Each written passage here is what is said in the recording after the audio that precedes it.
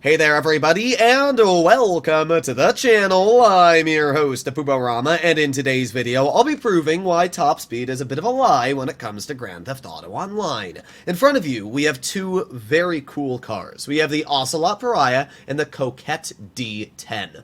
Both of these sports cars are known for being very fast. The Pariah goes 136, and the D10 goes on paper 130. So obviously you would think that the Pariah is a much faster car. It even has better lap time.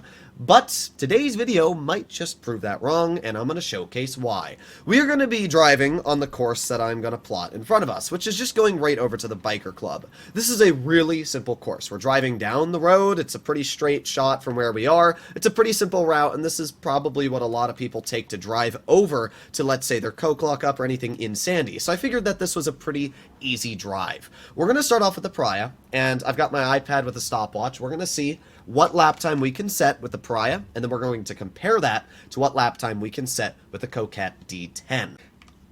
And in 3, 2, 1, full speed ahead. Let's see how fast we can tackle 4.8 miles in the Ocelot Pariah. I'd be willing to say pretty fast because of the fact that this car is so crazy fast. At 136 miles per hour, that means we are cutting down more than 2 miles every minute, which is pretty insane. So we're going to go very, very carefully through the traffic here. That is the one thing you got to be extremely careful when it comes to high speeds in a car like this is traffic and obviously not crashing. But we're all good. A little bit of slippage there, but nothing we can't handle. Oof, that was really, really sus though. Alright, so let's just cut through here. I can't see any cars under the bridge, but we are all good. There weren't any in our line of sight as it is. Alright, well let's squeeze through here. We got 3.3 miles left, and we're at just about 50 seconds on the clock. I mean, you can see just how fast this car is. It's unfortunate we don't have a digital speedometer to read how fast it is, because the Coquette does feature one, and it would be nice to compare. But that's fine. Right now, we just got to squeeze through a little bit of traffic and make our way up to the exits. Slow down a bit. There you go. Nice. Okay.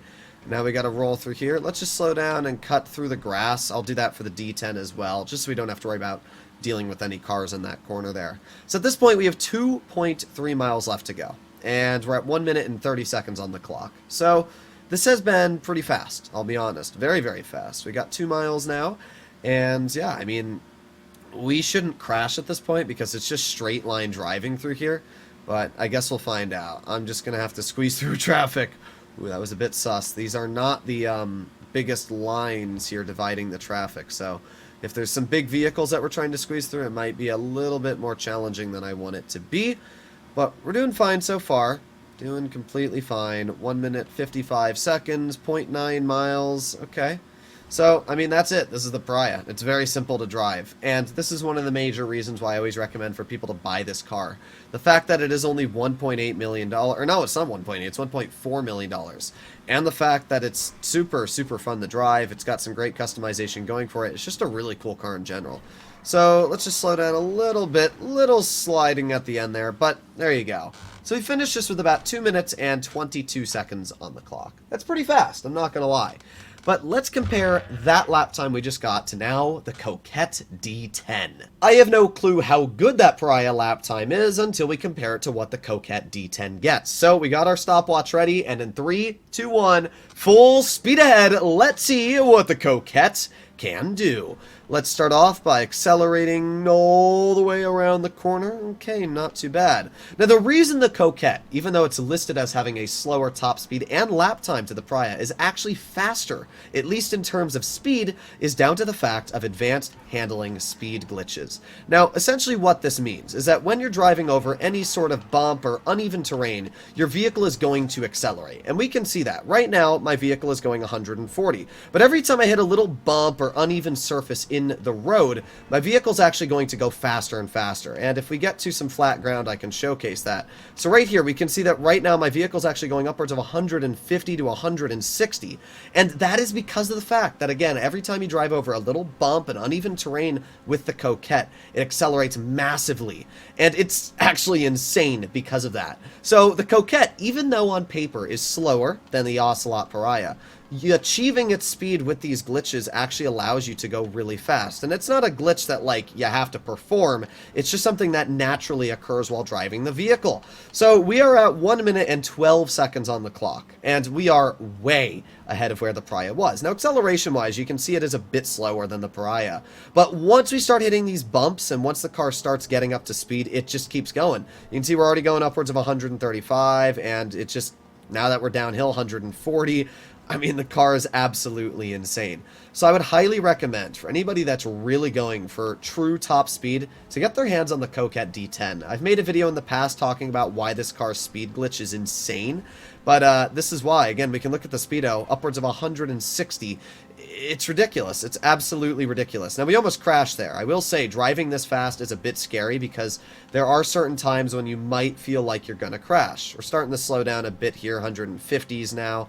But we're at 2 minutes on the clock, and we finished, what, 2 minutes and 22 seconds with the Ocelot Pariah? So let's slow down a little bit here. Let's make sure we don't go off the road. Oh, God. Let's go around that vehicle. And let's finish now. So we said a 2 minute, 14 seconds lap. That is insane. That is 8 seconds faster than the Ocelot Pariah. I don't know what that averages our speed out to, but I'd be willing to say around 150 compared to the 136 that the Pariah featured. The reason is because of the fact, again, this vehicle features advanced handling speed glitches. So, yeah, the D10 is much faster than the Pariah on really any road. I mean, that's just a simple, non-bumpy route we took. If you drive down the outer perimeter highways, you can even achieve speeds upwards of 180, is I think the max I've been able to get with this vehicle, which again is ridiculous.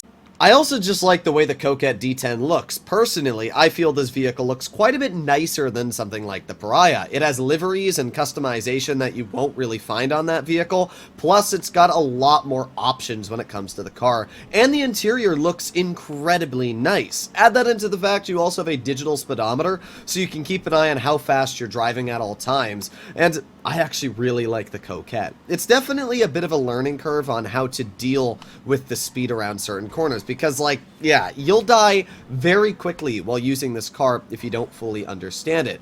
But at the same time, it's just a really fun vehicle to drive. It's not the most expensive sports car out there.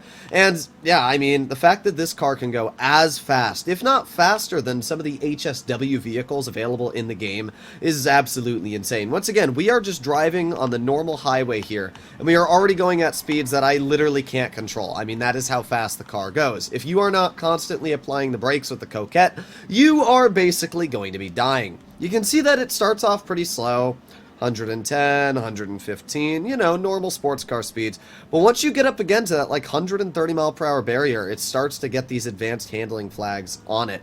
And then you just keep going, 140, even on straight roads here, we're upwards of 137, 140. I mean, the car's just insane. It really is. 145, 147.